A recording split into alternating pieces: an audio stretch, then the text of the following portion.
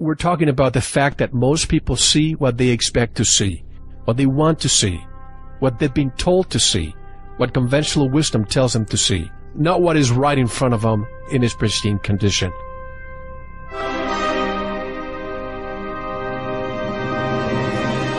They didn't burn up, nor did they slam to the ground, but turned into dust in midair. Although they were demolished in such a way as to look as if they fell, they did not fall at all.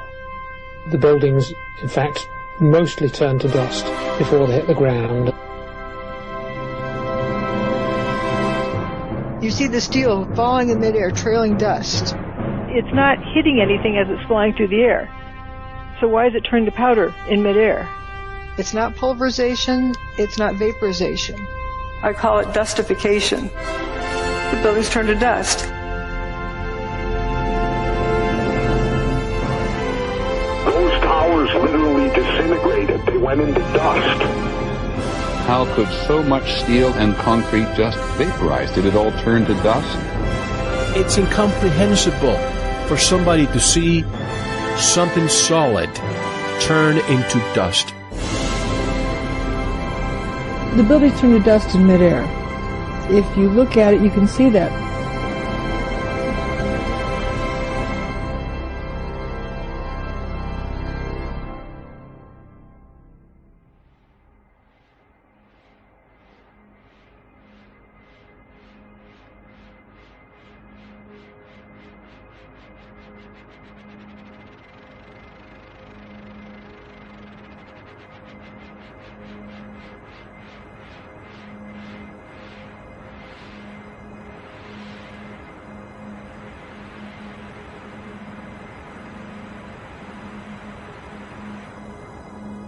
This is your last chance. After this, there is no turning back.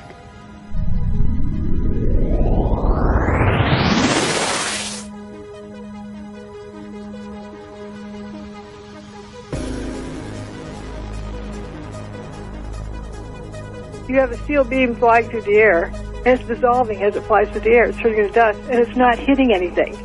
The building was not smashed to bits.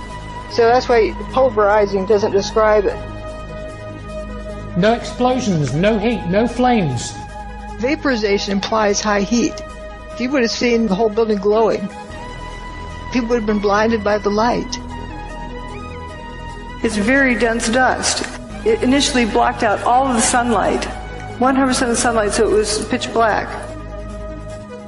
You come to the realization that these pieces of material are becoming dust. They're frothing up into dust as they fall. And if you watch some of these pieces, you can actually see them turning to dust before they hit the ground.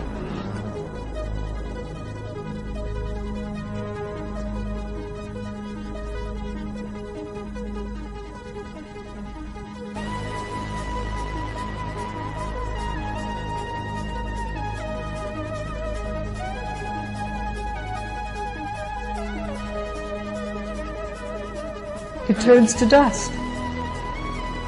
That's amazing. That is amazing. I mean, just like a Star Trek thing. It just, poof, it's gone. What we saw and what happened on 9/11 was something that we as the public had never seen before. What happened on 9/11, I believe today it was not a controlled demolition, it was not nanothermite, and it certainly was not the pancake effect of two planes hitting a building. There's a cluster of core columns that remains here. Watch what happens to them.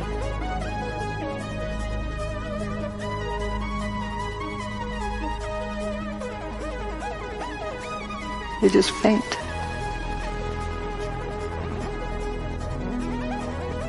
Here's Building 7, which is a 47-story building. It's like 650 feet tall, approximately. This has got to be over that.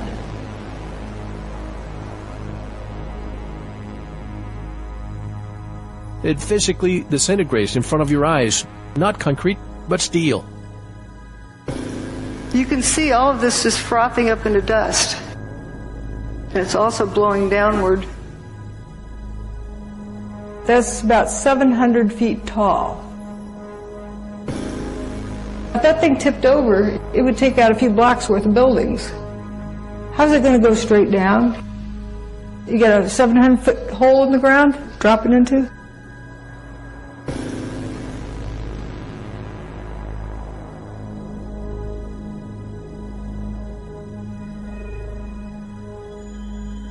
This video is of Building 7.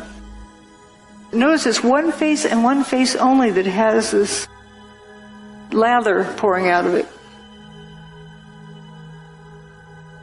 If that's smoke, why is it one face only from ground to roof?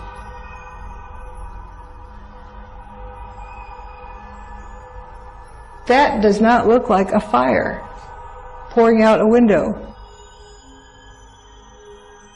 Is basically not touched at all.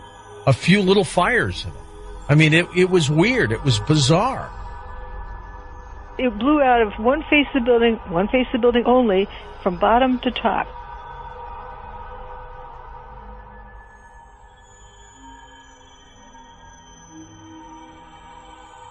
These windows are broken.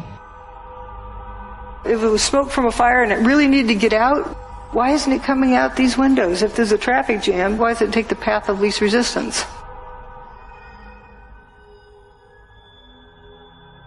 Notice it's spiraling around.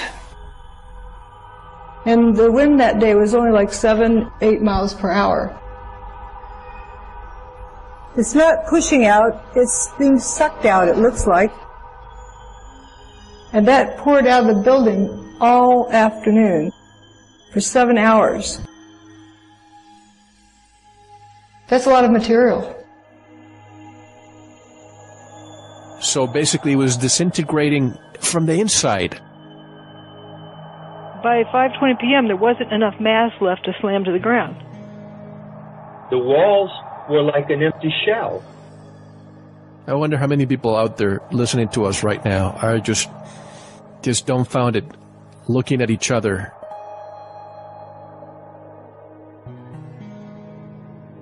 Here was these huge buildings that turned to dust in midair right in front of our faces on TV. Why did so few people see that? Because they were told to see a collapse, maybe? It does not fall within their learned parameters. Conventional wisdom kicks in, and it says that it's impossible to dustify a building.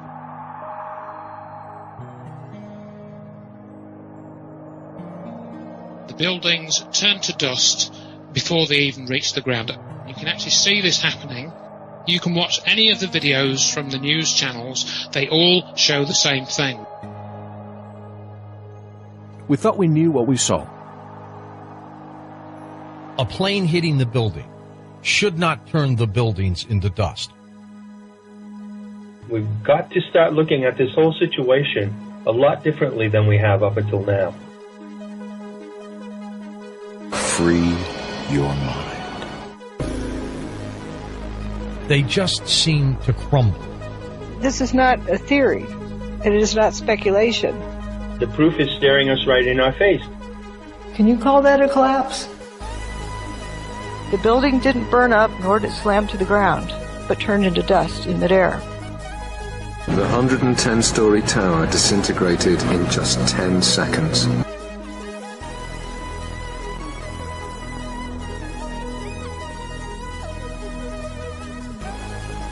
It doesn't look like a controlled demolition or a pancake effect. It looks more like a total pulverization.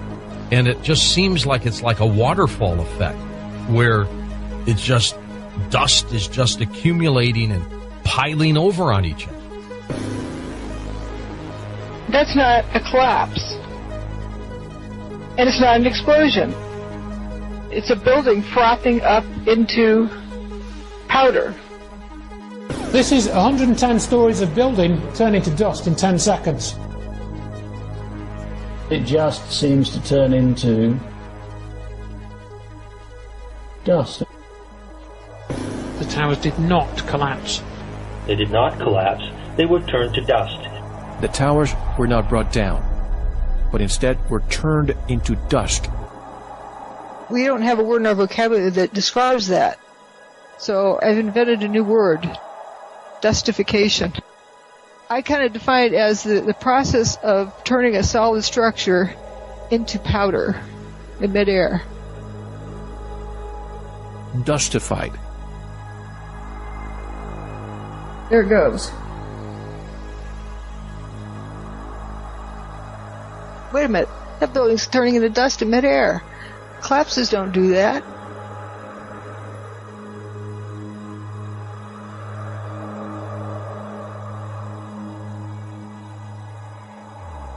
The towers turned to dust. They turned to dust before they hit the ground, and that's all I'm going to say about it. While they sat on some of the most valuable real estate in the world, after 30 years the Twin Towers had become obsolete. With each of the floors built as an open space of almost 1 acre in size, the rising cost of energy had made it extremely expensive to keep the buildings warm in winter and cool in summer. General maintenance was also very expensive compared to buildings from more recent years. In his 1999 book on the Twin Towers, Divided We Stand, author Eric Darton wrote, "When the World Trade Center was bombed in February 1993, it was already passing its prime as office space, overtaken by a generation of more recent, cybernetically smart buildings with higher ceilings and greater built-in electrical capacity. To maintain the Trade Center as Class A office space commanding top rents, the Port Authority would have had to spend $800 million rebuilding its electrical, electronic communications, and cooling systems." Furthermore, after the 1993 bombing, the tenancy had dropped dramatically, and it had been very hard to bring it back to normal levels. But the biggest problem with the Twin Towers was the large amount of asbestos they contained. Built in a time when the use of asbestos was still allowed in civil construction, at least 400 tons of this extremely dangerous material had been used to fireproof the steel structure of the buildings and to insulate hundreds of miles of pipings for water, heating, and air conditioning. Asbestos was also present in the ceiling panels, the elevator shafts, and the vinyl tiles from office floors. From a property condition assessment of the Twin Towers dated December 2000, we read, "According to Port Authority records, a total of 7 million square feet of vinyl asbestos floor tiles were installed in the World Trade Center. By the time asbestos was banned from civil construction, the Twin Towers were nearing their completion.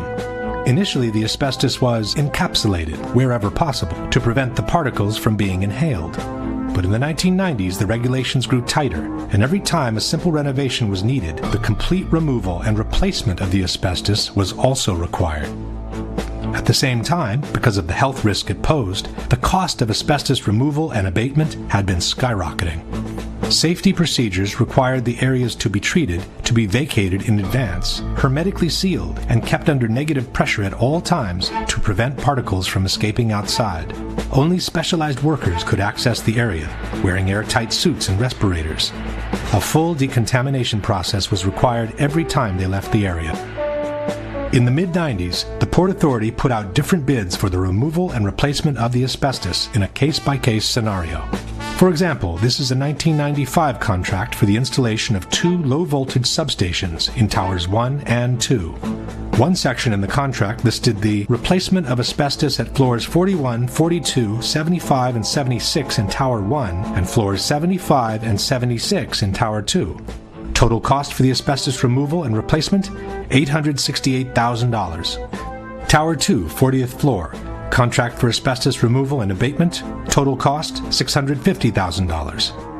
Towers 1 and 2, removal of asbestos and new ceilings at floors 7, 41, and 75. Total cost, $882,000. It soon became clear that the Twin Towers were quickly turning from a prestigious asset into a serious liability. From the December 2000 condition assessment, we read, from 1986 to 1999, a total 31 contracts were bid, and a total of $58.2 million was spent in abatement projects. By then, 3.5 million square feet of vinyl asbestos floor tile was removed. Only half of the initial 7 million square feet installed. At the estimated cost of $5 to $6 per square foot, that accounted for an additional $20 million in cost for the Port Authority. and that was for the floor tiles only. There were also hundreds of thousands of square feet of spray-on fireproofing to be removed throughout both buildings. And then there were the elevators. This is the list of elevator shafts with asbestos-containing material as of December 2000. This is Tower 1. And this is Tower 2. Reportedly, by the year 2000, the Port Authority was looking at an asbestos abatement bill of as much as $1 billion, the same money it would have cost to build a brand new tower. Back in the 90s, the Port Authority had sued the insurance companies, trying to get them to cover the cost of the asbestos removal. But in May 2001, 4 months before the terrorist attack, the Port Authority of New York and New Jersey lost their 10-year-old court battle. At that point, the Port Authority was between a rock and a hard place. The Twin Towers could no longer be maintained without incurring the cost of asbestos removal, yet they could not be demolished because of the large amounts of asbestos they contained. The only remaining option was to dismantle and remove the two poison-filled giants one piece at a time. But the cost of such an operation would have been so astronomical that no one has ever tried to put a number on it. Now, first things first, those buildings were tanks. I mean, those might have been the two sturdiest, strongest buildings on the planet. Now, majority of buildings get most of their strength from the core, around like the elevator shaft. That's where the heaviest steel will be, and it'll come up the middle of the building. And it creates like a spine. So this is where most of the strength from the building comes. Now, if you look at the Twin Towers, they were built like that, like every other building. They were also built with an exoskeleton of some of the heaviest steel in any building in the whole city. To make even anything other than a dent, let alone a hole that size in those buildings, you'd have to drive an aircraft carrier into them. A plane like that would just shred itself like paper, would barely even enter the building. The majority of it would crumple and would just fall down to the ground. I don't care how much jet fuel's on board. I don't care what.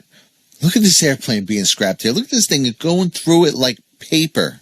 They're nothing. They're little tin nothings, these planes. There is no way on earth that thing could blow a hole into the most solid building ever created. So now the second part of this. Let's say on some miraculous occurrence, it does blow that hole into the side. So now you got the top however many, 10 floors or whatever, about to fall onto the bottom 90. And this is everyone's favorite theory. It says it's pancakes. The building just pancaked. It's like cringe every time I hear that. First of all, that's not even what pancaking looks like. When floors pancake, the horrible occurrence that this is, they stop. They go floor, floor, floor, floor. So look at this video right here. If you could see briefly, there's a lot of smoke. It drops the floor and stops for a second. Then it drops again. So look at this one collapsing. It collapses a floor and it falls over. These are the two most common occurrences with a pancake. Either goes floor, stop, floor, stop, floor, stop, floor, stop, floor, stop, floor, stop, floor, stop. Or it hits a floor and then falls over. The only thing that would have ever happened with those buildings, a steel building no less, so pancaking usually happens with a reinforced concrete building, not a steel building in the first place. But the only thing that would have happened is that it would either the top would have dropped the floor, dropped the floor, dropped the floor, dropped the floor, and you would have seen it in a horribly slow fashion, and eventually would have just hit the ground, or what would have most likely happened, it would have fell a floor and the whole top would have fell off onto the street. But neither of those things did happen, did it? No, it free fell. It's only one thing on earth that can make a building free fall perfectly into its own footprint, and that's controlled demolition. Period. It's not even up for debate. And then World Trade Center 7, which everyone wants to dismiss. Meanwhile, this is a building that would be one of the tallest buildings, if not the tallest building in most of the states in America. It's like an afterthought. Didn't have a hole in it where the top floor could have pancaked. No, it had fire. It had fire debris, supposedly, inside. The fires weakened it. And did it start to crumble from the fire? No. Did it fall over? No. Did it pancake? Obviously not. It also fell in free fall speed, perfectly into its footprint. I mean, how are we still even talking about this 18 years later? Furthermore, if you look into 7, You can see this video where the squibs are popping out. It's exactly what happens in the controlled demolition. That's them. They cut the inside beams, and then they have bombs to go off one by one. And you can see them blowing out the windows of the building as they're exploding, first collapsing everything, and then it falls. Also, you have Silverstein in this interview saying that he gave the order to pull it, which is the only terminology for pull it is a controlled demolition. Okay, pull it, and then they hit the thing and it collapses. Maybe the smartest thing to do is pull it. And they made that decision to pull, and then we watched the building collapse.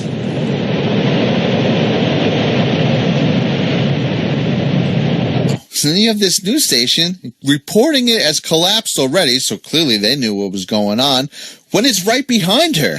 That's it. That's the Salomon Brothers building, or World Trade 7. Jane, what more can you tell us about the Salomon Brothers building and its collapse? Well, only really what you already know. Details are very, very sketchy. As you can see behind me, the Trade Center appears to be still burning. We see these huge clouds of smoke and ash, and we know that behind that there's an empty piece of what was a very familiar New York skyline. But now going back to the Twin Towers, you have these guys talking about bombs going off. Yeah, multiple bombs, 2, 3 bombs going off, one after another. It's exactly what happens in a controlled demolition. You start from the bottom, it goes pop, pop, pop, pop, pop, pop, and then it just starts to fall. That's exactly what they're describing. That's exactly what many people were describing that day. People saying, nah, that was a bomb. People saying there was an big explosion right before it collapsed. If you slow up the video here, you could see little puffs coming out of the windows. Exactly what happens is those things are blowing and separating the already cut I-beam. In my office on the northwest corner of the 82nd floor, I heard a noise like a sonic boom almost, and then a blast. The building swayed, it shook a little bit. I saw papers coming fly out of the middle of the building, and then we went to the staircase to try to get down. We were going down. We got stuck on one floor because the door and the staircase wouldn't even open. So we went back onto the floor through some fire. We saw some fire and rubbish, and we went to the other staircase to come down. We made it all the way downstairs. And then when we were just about to come out of the building, there was another blast, and all the lights went out, and this is what happened then. The glass came down? We didn't see we were still inside the building. All we heard was a big blast, and the whole volume of air moved. And we came out through the subway. In 2005, NIST presented their final report on the collapse of the Twin Towers, and in 2008, the one on Building 7. For the Twin Towers, NIST concluded that they were brought down by the consequences of the impacts and the ensuing fires, while Building 7, according to NIST, was brought down primarily by fire alone. In other words, they fully confirmed the official version by the U.S. government. The other organization to bear weight on the debate has been Architects and Engineers for 9/11 Truth, an association of professionals in civil construction founded in 2006 by San Francisco architect Richard Gage. Architects and Engineers lists over 2,000 experts in structural engineering, science of materials, architectural design, fire protection, science of construction, metallurgy, and even experts in controlled demolitions. Since they've entered the fray, Architects and Engineers has brought to the table a solid amount of scientific information refuting the official explanation by NIST on the collapses and confirming the theory of controlled demolitions instead. At the same time, Architects and Engineers has acted as an unrelenting watchdog for every action taken by NIST, pointing out every single error in their work, and even forcing them, in some cases, to make corrections to their reports. I think it's something that we need to clarify and correct in the final version of the report. Okay. Since both the 9/11 Commission and the debunkers have made extensive efforts to depict them as extremely light and fragile buildings. The outside of each tower was covered by a frame of 14-inch wide steel columns. The centers of the steel columns were 40 inches apart. These exterior walls bore the majority of the weight of the building. The interior core of the buildings was a hollow steel shaft in which elevators and stairwells were grouped. Le torri di New York invece erano sostenute da un'intelaiatura esterna, da sottili nervature d'acciaio, insomma erano come dei parallelepipedi vuoti. Il World Trade Center era una struttura leggerissima, era la massima espressione del grattacielo leggero, come lo chiamano i tecnici. C'è un solo altro edificio che io sappia, che è quella che si chiamava un tempo la Sears Tower a Chicago, che usa lo stesso tipo di struttura. Dopo il World Trade Center nessuno l'ha più usata. As we shall see, all these statements are false. Contrary to traditional skyscrapers, where all the support columns are equally spaced, in the Twin Towers, part of the supporting columns had been moved towards the exterior wall, creating a large column-free space available for rental. For this reason, the external structure had literally become a grid of steel columns made with prefabricated blocks that were mounted on site. These are the thin steel nerves mentioned by debunker Alberto Angela, 244 steel columns placed approximately 2 feet apart, which supported 40% of the weight of the towers.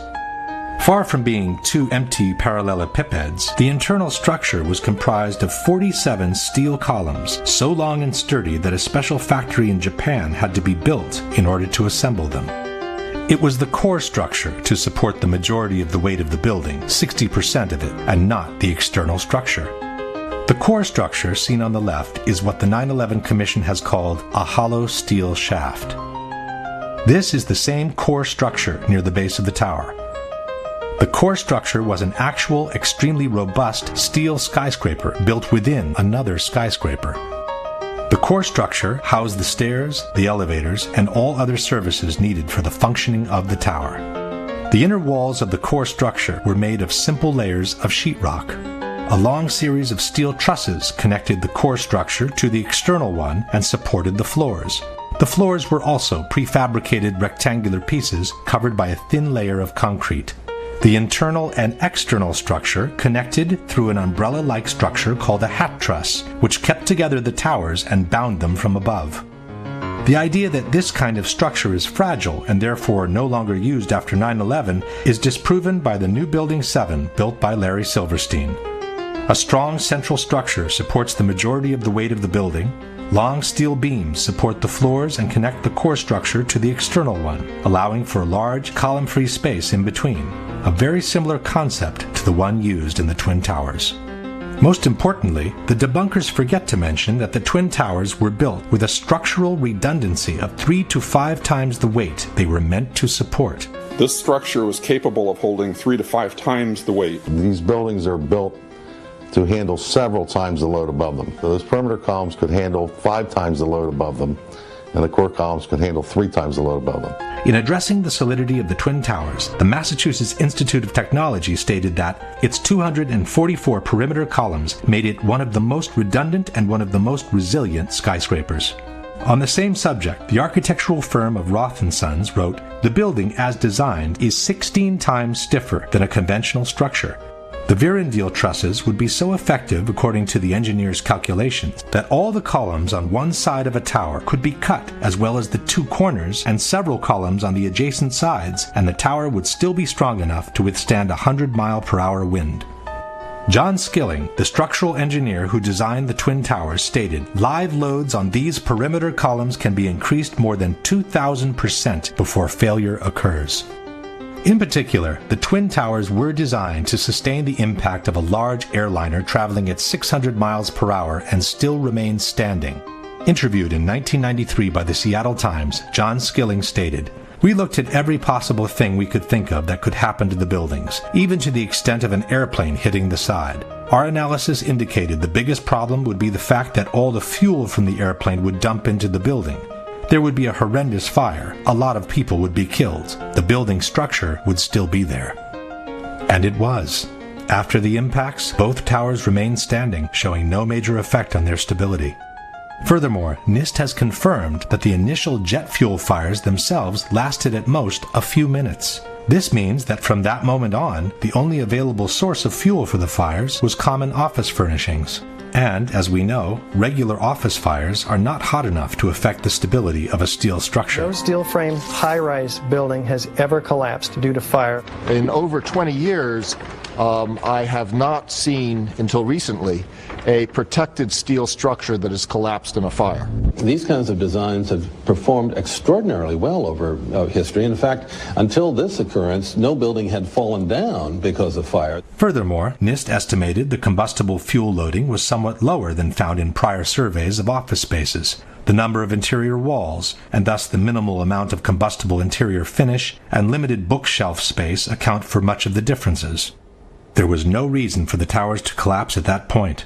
With a structure that had clearly withstood the impacts and with less than average office content to feed the fires, both buildings should have remained standing, allowing for the evacuation and rescue of everyone who had survived the initial impacts and the fires. Instead, both buildings suddenly collapsed from top to bottom, one 56 minutes after the impact, the other as much as 1 hour and 42 minutes after the impact of the plane. Why? The debate on the collapse of the Twin Towers centers around two major questions. One is what caused the initial collapse of the top section of the building onto the lower part of each tower. The second is what caused the complete destruction of the remaining healthy structure below once the top section had collapsed on it. As far as what initiated the collapse, at first we were told that the heat of the fires had softened and melted the structure of the building. In 2002, NOVA depicted a scenario envisioned by many experts at the time, that the truss connections failed in the extreme heat, causing the floors to fall onto one another, precipitating the collapse. As the steel began to soften and melt, the interior core columns began to give. Then you had this sequential failure that took place where it all pancaked one after the other. In fact, it became known as the pancake theory. Donc ça a donné lieu à la théorie qu'on appelle la théorie du pancake. C'est-à-dire que, comme cette partie-là est tombée sur un plancher, ce plancher a cédé, puis en cascade, c'est tous les planchers qui ont cédé, qui sont tombés les uns sur les autres. C'est ça qu'on appelle la théorie du pancake. But the pancake theory had a major flaw. It forgot to explain why the core structure of the towers collapsed. Furthermore, experts pointed out that jet fuel produces barely half the heat needed to melt steel. It would not have been enough to disconnect the trusses from the external structure. It's not that it melts in a fire. In fact, the fires, normal fires, are not hot enough to melt steel. Even if you were, for example, to use an unusual fuel like kerosene, you cannot achieve temperatures hot enough to melt steel. At that point, the official explanation backtracked and settled for a more generic weakening of the steel due to the fires.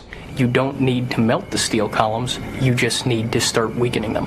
What we found is it doesn't take temperatures high enough to melt steel, it just has to heat up the steel so it expands and then softens and weakens the structure until it collapses. In the new explanation, the initial failure was no longer blamed on the rupture of the steel trusses, but on their sagging due to the heat. The trusses stayed connected to the columns, even as they sagged from the heat. They pulled on the columns, bowing them inward nearly 5 feet in some areas, until the columns reached the breaking point. Il cesio continua ad ardere, sta scaldando l'aria e scalda l'acciaio del solaio soprastante, che a questo punto comincia a flettersi, perde la propria resistenza ai carichi, si flette, tira in dentro le colonne, e a un certo punto le colonne della facciata, che sono portanti, portano circa il 40% del peso della struttura, si rompono. Suddenly the columns snapped, and as a result the entire top of the building came down pretty much in free fall because the kinetic energy that was unleashed was just huge. NIST also maintained that the impact of the airplanes widely dislodged the fireproofing from the trusses, hastening the process that eventually caused them to sag. It should be noted that NIST made the dislodgement of the fireproofing a necessary condition for the towers to collapse. The buildings would not have collapsed under the effects of the airplane impact and the jet fuel ignited multi-floor fires. And the reason it collapsed is because the fireproofing was dislodged. But the theory of the sagging trusses created even more problems than the one before. First of all, there is no proof whatsoever that the fireproofing from the steel had been widely dislodged by the impacts, as NIST has maintained. The steel structure of a skyscraper is elastic, not rigid, and it absorbs the impacts by slowly swaying back and forth, not by vibrating. The building swayed slowly one way toward the Hudson River to the west. And by the time it came back, I just jumped up and just had to get out of the elevator. In fact, there are good reasons to believe that the fireproofing from the steel was not dislodged at all, as in the following example. This is James Glanz for the New York Times. When the plane hit the North Tower between the 94th and the 98th floors, Steve McIntyre, an engineer for the American Bureau of Shipping, was reading his email on the 91st floor. The plane hit, and I think he described it as the biggest wham he'd ever heard, but there wasn't much shaking. His email was still there after the impact. He was still staring at a glowing screen. He had a little knick-knack, a piece of slate in the shape of a sailboat, hadn't fallen off his desk. Pictures of his wife and kids, just propped up on a bookcase, were still upright. Nothing had fallen over. McIntyre was just below the point of impact. If his pictures didn't even fall, why should the spray-on fireproofing have been detached from the steel trusses? Secondly, there's no proof that the temperatures were high enough to seriously weaken the steel in any case, with or without fireproofing. The majority of the jet fuel was burnt up instantly in the big fireball, and it was gone. The fires that were left were office furnishings and carpet and things like that. A lot of things in these kind of buildings have to be fire resistant by nature. It's required by code. In their computer simulation, NIST claims to have observed temperatures beyond 1800 degrees during the fires. But NIST has used their own computational model, and they've never published the data from their simulation. When architects and engineers asked to verify the computer model used by NIST, their request was denied. The truth is that NIST itself admitted in their own report to have no proof for temperatures high enough to seriously weaken steel. From the NIST report we read, of the more than 170 areas examined on 16 perimeter column panels, only 3 columns had evidence that the steel reached temperatures above 250 degrees centigrade or 480 degrees Fahrenheit. Only 2 core column specimens had sufficient paint remaining to make such an analysis, and the temperatures did not reach 250 degrees centigrade. No conclusive evidence was found to indicate that pre-collapse fires were severe enough to have a significant effect on the microstructure that would have resulted in weakening of the steel structure. In other words, NIST openly admits to have no proof to support their own theory. In conclusion, the known facts are: steel melts at about 2800 degrees Fahrenheit. Softening can begin at about 1100 degrees Fahrenheit. Except for 3 isolated spots, NIST admits to have found no proof of temperatures beyond 480 degrees Fahrenheit, which is less than half the temperatures needed to seriously weaken steel. On the other hand, there is multiple evidence that the temperatures needed to seriously weaken steel were not reached for a sustained time in the Twin Towers. The first one is that a group of 16 people managed to descend through the area devastated by the impact without obviously being burned alive. One of them is Brian Clark. And when we came to the 78th floor, the last layer was standing, but it was cracked, and there were flames licking up the other side of the wall like this. It wasn't a roaring inferno. I sensed that the flames were maybe starved for oxygen right there, in the interior. We kept going, and we got onto the 74th floor. When we got down that far, normal conditions. The lights were on, fresh air coming up from below. Attivissimo has maintained that these people managed to survive because in that part of the building the stairwell runs on the side of the tower and not through the center. Quando sono passati di lì, sono passati attraverso una zona che era nell'angolo opposto rispetto agli incendi. Quindi è logico che non siano stati bruciati. Questa scala fa questo giro e scende. In truth, stairwell A traverses to the side of the tower on the 82nd floor, but Clark and his colleagues were on the 84th. This means they descended 2 floors in the center of the tower before crossing over. Furthermore, one of Clark's colleagues went back from the 81st to the 91st floor before descending all the way to the ground. Ron DiFrancesco, who went in the 81st floor with me, he went up to 91, caught up to the people, laying down on the floor, to thinking that there was fresher air at floor level. He made his way back to the stairs. And so I started to run downstairs, and so I ended up on ground level, and I went to walk out. Had there been a temperature of 1100 degrees around the stairwell, nobody would have been able to go through it alive. Secondly, there is a series of thermographic images shot with an infrared camera showing temperatures much lower than those needed to soften steel. This is the North Tower, seen from below. It's 9:18, about a half an hour after the impact of the first plane, and the indicated temperatures do not reach the color yellow, which means they don't exceed 100 degrees centigrade or 212 degrees Fahrenheit. And this is the South Tower, some 15 minutes after the impact of the second plane. Here too, the indicated temperatures do not exceed 212 degrees Fahrenheit. But the major problem with the sagging trusses theory is that it doesn't make any sense from a mechanical point of view. Even assuming the temperatures were high enough to make them sag to such an extent, where did these relatively thin trusses find the strength to pull and then break apart a supporting structure much larger and stronger than they were? The phenomenon suggested by NIST is called thermal expansion. If one assumes that the trusses were forced to expand downwards by the vertical structures resisting the push, it means they were weaker than the structure, and they would have never found the strength to pull it inwards. If instead the trusses sagged on their own, so weakened by fire to become unable to support their own weight, where would they find the strength to pull and break apart the same structure that had easily supported them when they were strong and healthy? In either case, the idea that the trusses alone would have been able to pull and break apart the external structure makes no sense. As we shall see, the external structure did bow inwards before the towers collapsed, but a much greater force than their own must have been applied to those trusses for them to be able to pull and break apart the structure they were attached to. Question: can you provide any evidence that the fireproofing from the steel trusses was widely dislodged by the impact of the planes, which NIST has made a necessary condition for the collapses to be caused by fire? Can you provide any evidence that the temperatures in the Twin Towers were high enough and lasted long enough to seriously weaken the steel in the areas where the initial collapses occurred? Can you explain how a sagging truss, weakened by heat, could pull and eventually break apart the structure it is attached to, with no external force being applied to it?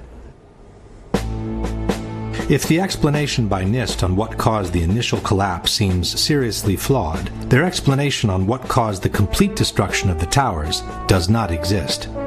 Within more than 10,000 pages filled with technical data of relative importance, in a footnote on page 82 of the NIST report we read, the focus of the investigation was on the sequence of events from the instant of aircraft impact to the initiation of collapse for each tower. For brevity of this report, the sequence is referred to as the probable collapse sequence, although it does not actually include the structural behavior of the tower after the conditions for collapse initiation were reached and collapse became inevitable. With the simple word inevitable, NIST purports to have explained the total destruction of 80,000 tons of a perfectly healthy steel structure upon itself.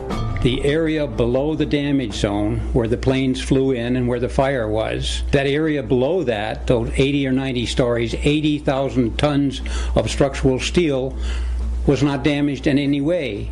Yet you stood there and watched it destroy itself, wiping out floor by floor all 287 structural columns as if they didn't exist underneath the damage zone. When a well-known debunking website wrote to NIST asking for a clarification on the sequence of the collapses, it received a similar answer. NIST did not describe the specific sequence of events after global collapse initiated. This astonishing statement has been repeated by NIST over and over again under the most surprising of justifications. Once the collapse initiated, the video evidence is rather clear. It was not stopped by the floors below, so there was no calculation that we did to demonstrate that, what is clear from the videos. This is tantamount to saying, once the Pearl Harbor attack initiated, the video evidence shows that the U.S. fleet was quickly overwhelmed by the Japanese, so we didn't feel the need to find out why it happened. To make up for this embarrassing void, the debunkers often point at some independent studies which purport to explain the collapses by gravity alone. Ci sono opere tecniche come quelle che vedete citate qui che analizzano in estremo dettaglio la dinamica del crollo delle torri gemelle e non trovano niente di strano. The study most quoted by debunkers is called What Did and Did Not Cause the Collapse of the WTC Twin Towers in New York by Czech engineer Zdeněk Bazant. But in his own study, Mr. Bazant admits to have worked on a one-dimensional model, while he states, the high tilt seen on the South Tower top would call for a three-dimensional model of progressive collapse. In any case, it is not up to private studies to explain the collapse of the Twin Towers. NIST received $20 million of taxpayers' money to determine why and how World Trade Center 1 and World Trade Center 2 collapsed following the initial impacts of the aircraft, and to this day they have not done so. This is why Architects and Engineers has kept pressing NIST, asking them to publish their data in regards to the potential energy released during the downwards movement of the upper stories and the absorptive capacity of the intact structure below the collapsed zone. Structural engineers do this every day. This is not rocket science. You have the known weight of this building mass. You have what are known columns below it in order to resist it. You let it go in your models and you calculate what the resistance is. Why didn't they do it? Could it be because they knew darn well that it would not have collapsed at all? Every action, there is an equal and opposite reaction. This means that two opposing forces will neutralize each other. In a head-on collision, the two cars absorb each other's kinetic energy and transform it into physical deformation or damage. After that, the system comes to a rest, as there is no more energy to be dissipated. The top section, pushing on the bottom section, it's going to meet equal forces as it goes. Both sections are going to be demolished at the same rate. So by the time you've crushed up 15 stories below it, the top 15 stories are also going to be crushed. And so there's nothing left now to crush the rest of the building. Something of this kind is what we should have seen when the top section of the towers collapsed onto the lower one. The upper and lower sections should have mutually destroyed each other until all the energy is dissipated and the system comes to a rest. Alternatively, as shown in this experiment with two towers made of snow, the top section could have fallen off to the side after the initial collapse. What could not have happened is this. A little tiny chunk of the building can't possibly fall and crush the entire structure below it. This is such a simple, fundamental concept that architects and engineers were astonished in seeing it totally ignored by NIST. This is high school physics, and our whole society is being led to believe that these fundamental laws of physics, hard science, don't apply anymore. But even if we assume that the top section of the tower had enough potential energy to destroy the rest of the structure below, it could not have done so at the speed it did, which was near freefall speed.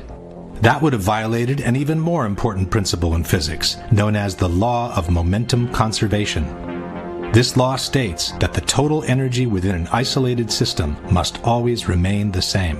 As we have seen, the energy can be transformed within the system, from motion to physical deformation. But for the deformation to begin, the velocity must decrease in order for one kind of energy to be transformed into the other. No new energy can be added to the system. One particular example of momentum conservation is freefall. Freefall happens when the only force applied on an object is gravity. This means that all the potential energy contained by the object is converted into vertical motion. As soon as the falling object hits an obstacle and breakage occurs, the speed must decrease because some of its energy needs now to be converted into physical breakage. It takes energy to break things apart, and that energy must come from within the system. Thus, the falling rock cannot keep falling at free fall speed and break apart at the same time because it doesn't have enough energy to do both. Let's go now to the Twin Towers and ask a simple question. Assuming that the top section on the left contains enough potential energy to destroy the rest of the tower, and assuming we dropped both upper sections at the same time, which one would hit the ground first? It would be the second, of course. As it finds no obstacles in its path, the section on the right would quickly accelerate to free fall speed and maintain it all the way to the ground.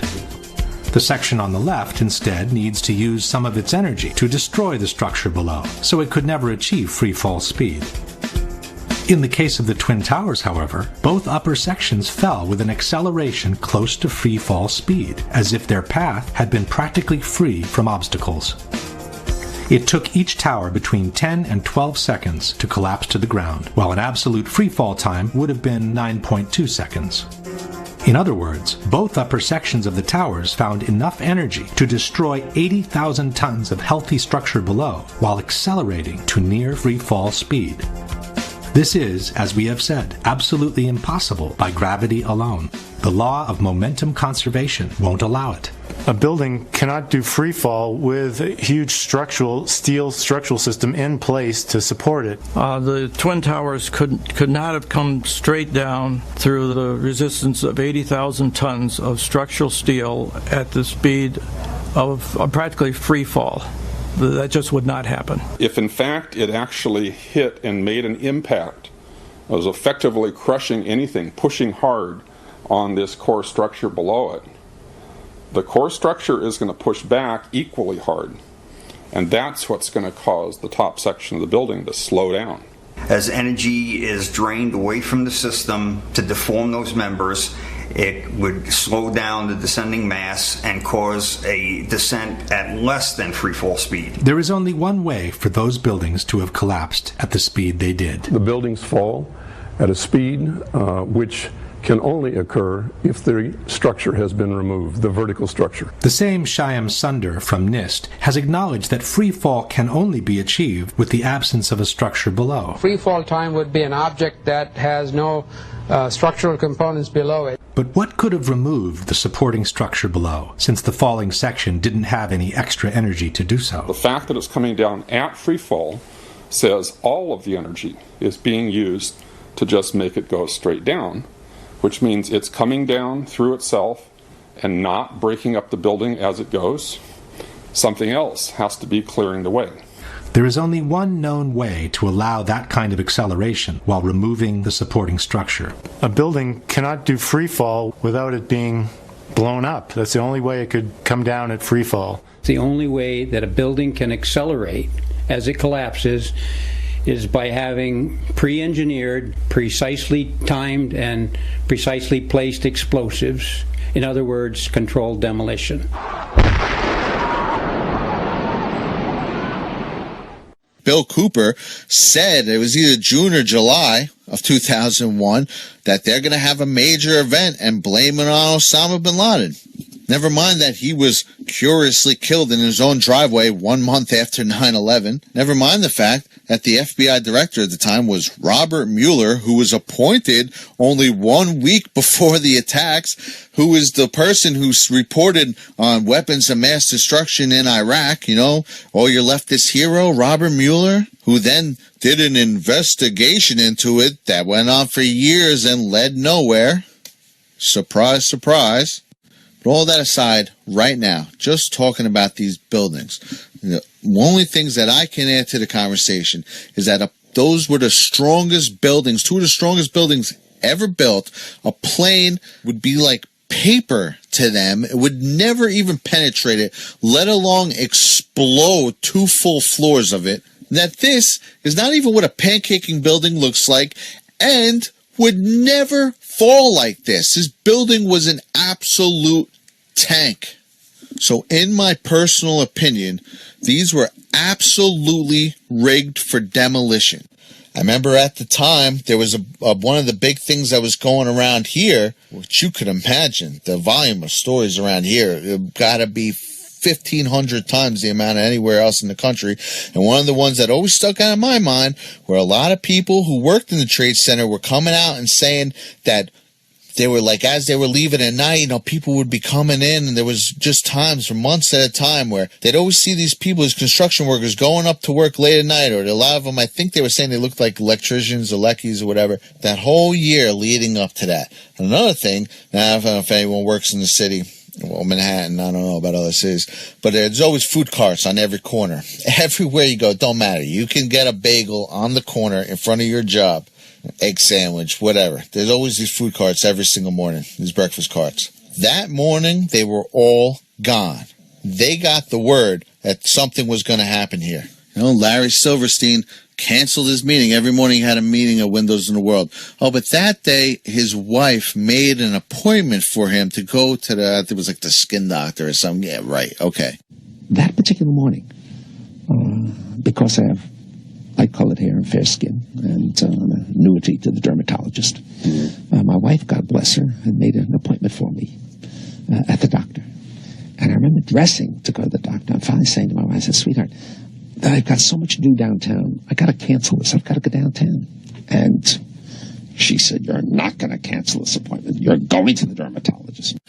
So he happened to miss that meeting that he went to every single morning on that particular morning.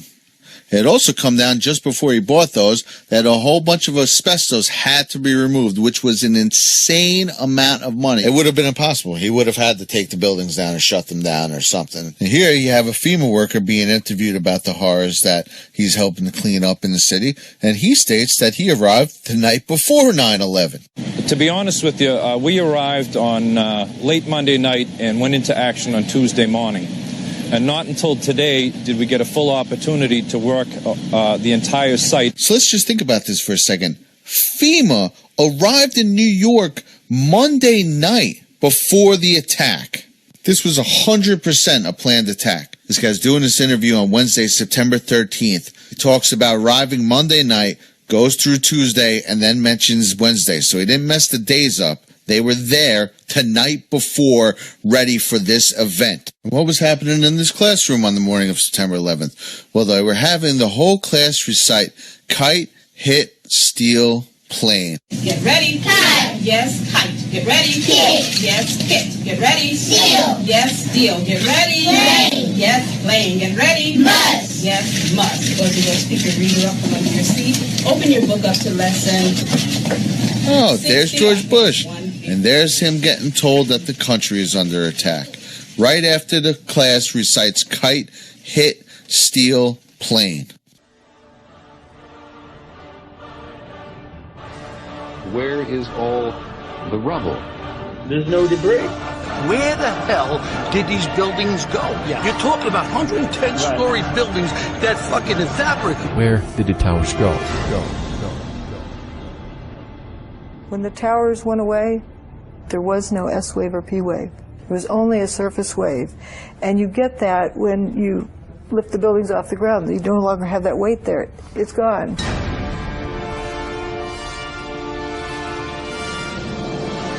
At the bottom of the towers was something called the bathtub. If the debris of the buildings had fallen into that bathtub, it would have ruptured the walls, resulting in the entire flooding of lower Manhattan if the walls were not ruptured. These huge buildings turned to dust in midair right in front of our faces on TV. Why did so few people see that?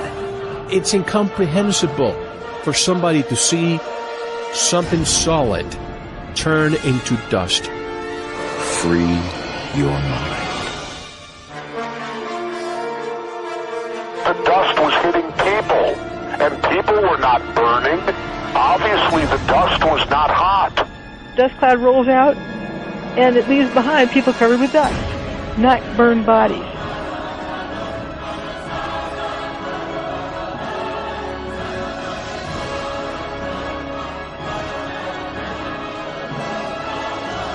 Why not the trees? Why not the buildings? Why not the paper? How do you explain that? The cars burn, the paper doesn't. The alleged plane that we saw on the video went through the building like knife through hot butter, almost as if there was no resistance whatsoever. What I can say for certain is a normal airplane did not hit a normal wall. That's impossible. There were thousands, probably, of people in these buildings. Sure. Where are they? Where did they go? The remains of several hundred people were recovered from Ground Zero and ceremonially buried. But there was no trace left at all of over 1,500 who died. Remember the people who left the building early, they've been referred to as jumpers? I don't think they voluntarily jumped. How many people are we talking about? About 1,200. It was raining people. It appears that there's a lot of mass coming out of the building for hours. So basically it was disintegrating from the inside. Yeah. By 5:20 p.m. there wasn't enough mass left to slam to the ground. The walls were like an empty shell. At the World Trade Center, 50 times the normal levels of tritium were discovered. It's from some kind of nuclear reaction. This is the really weird thing, isn't it? There was a big hurricane on the morning of 9/11, just off the coast, and bizarrely, it seems, no one on the news mentioned it. This was recorded in Alaska, ground-based magnetometers at 6 different locations. Yes. At precisely that moment, the Earth's magnetic field changed.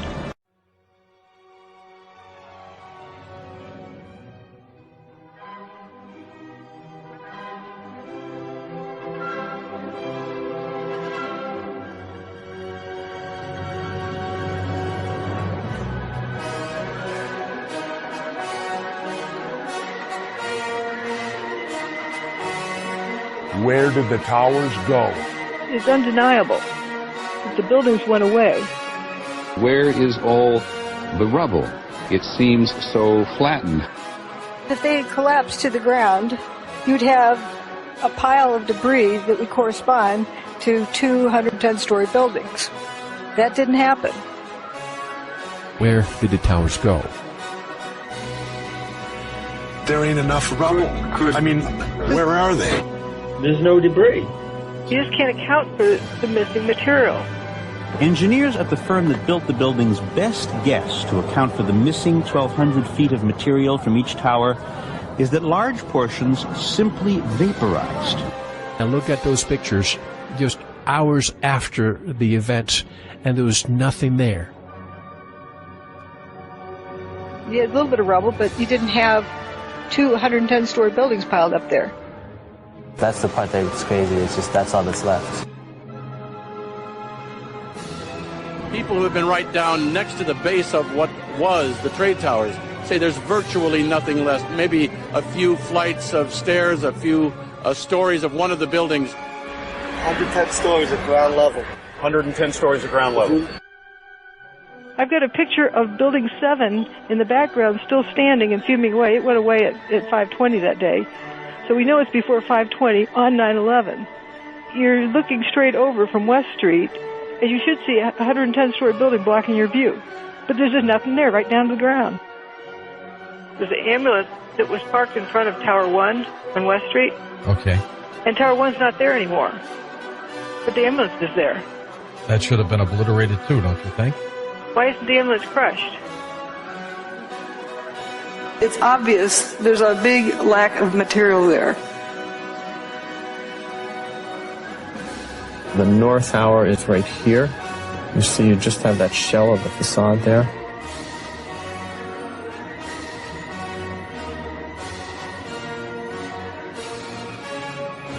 And here's the south tower is right here. And there's the center of where the south tower stood. Where the hell did these buildings go?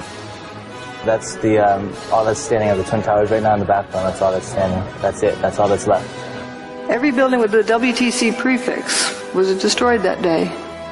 It wasn't 2 towers. It wasn't 3 towers. It wasn't 4 towers. It wasn't 5 buildings, 6 buildings. It was 7 buildings. Usually mainstream they would tell you, oh Mel, but it's just all that debris that bumped into those buildings that were in the close proximity, so they probably had structural damage and they had to be demolished. Well, then let's go see that debris that bumped into them. It doesn't exist. Look at WTC 6. Approximately 50% of the building's mass went away. It wasn't the outer mass, it was this hole cut in the middle. Down to ground level, there's nothing there. Some people say, well, stuff must have fallen in it. Well, if debris fell in it and collapsed it down, you look in the bottom of the hole, you should see something.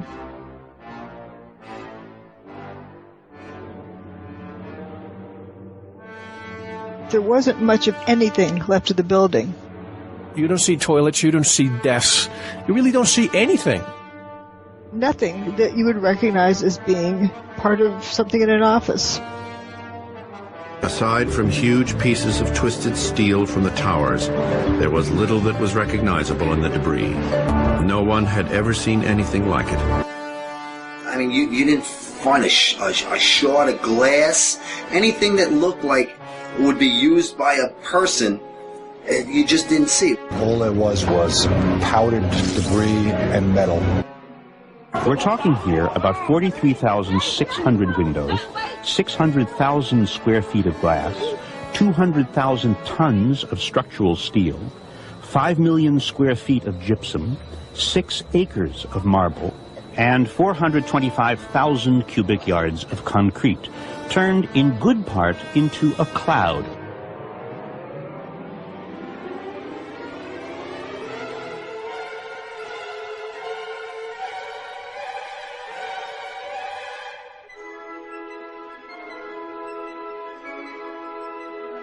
Perhaps the most astonishing object Sept found is something there should have been thousands of. This one probably only survived because it was in the basement. It belonged to an ice cream store. You can see what remains of the file folders that were inside. It was the only file cabinet found. They were able to identify what store it was from, and they called up the store owner and said, "Hey, we got your money." And they gave them their money. When you have paper flying, but you can't see a toilet, a desk, or anything else. You had all this paper flying all over Manhattan, and yet in the rubble there wasn't one file cabinet wrecked or anything. I think they found one.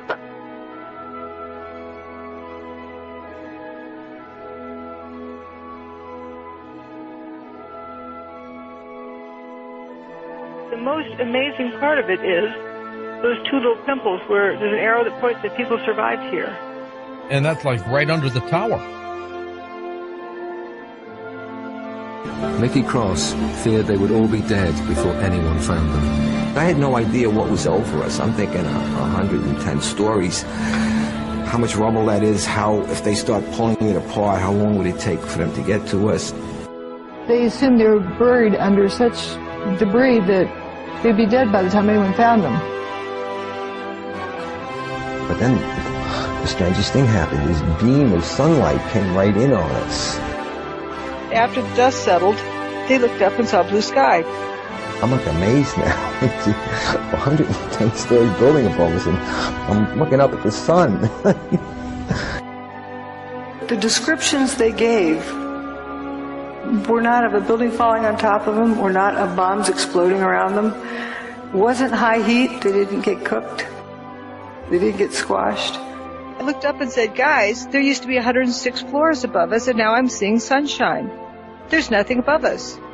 That big building doesn't exist. These are the biggest office buildings in the world, and I didn't see one desk, one chair, one phone, nothing."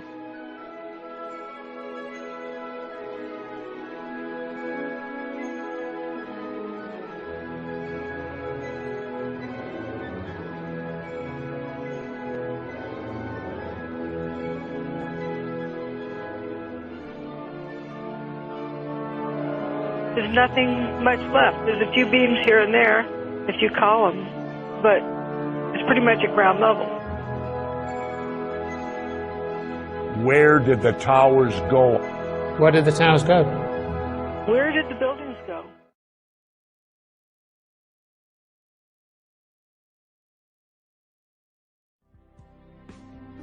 We have to see with our eyes, not with what we're told to see. I can't think of anything more important for our civilization than this.